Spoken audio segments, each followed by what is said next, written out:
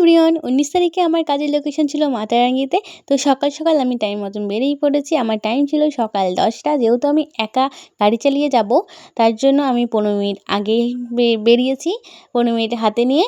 তো মাতারাঙ্গিতে আমি আগেও দুবার গেছি। জায়গাটা ভীষণ ভালো লাগে। সবথেকে মেন হলো রাস্তাটা।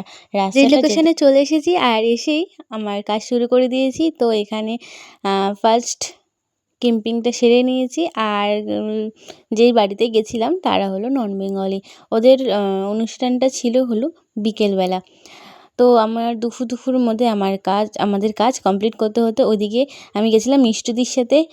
তো মিষ্টদি ওদিকে মেকআপ করছিল আর আমি এখানে হেয়ারটা কমপ্লিট করে ফেলছিলাম।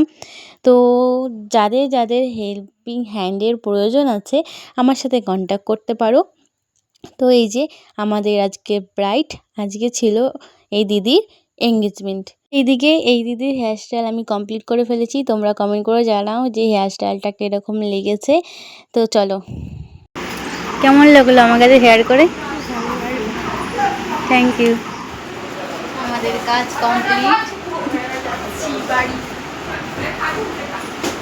শেষ। এবার ফিরছি বাড়ি। তো বাড়িতে টুবলু আমার জন্য অপেক্ষা করছে। সারাদিনে ক্লান্ত নিয়ে ফিরছি বাড়িতে।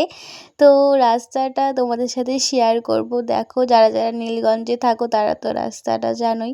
তো নীলগঞ্জ রোডে রাস্তাটা এতটা ভালো লাগে আমার। দুপাশে বড় বড় গাছ ডালপালা ঘিরে আছে। তো মনে হচ্ছিলো ৫ মিনিট দাঁড়িয়ে রাস্তাটা একটু উপভোগ করি, কিন্তু যেহেতু বারবার ছেলে বাড়িতে ফোন করছিল তার জন্য তাড়াতাড়ি করে বাড়ি চলে এসেছি। তো চলো, ভিডিওটা এইটুখানি। আমার ভিডিও যদি তোমাদের ভালো লেগে থাকে তাহলে আমার পেজটাকে ফলো করে দিও। চলো, টাটা।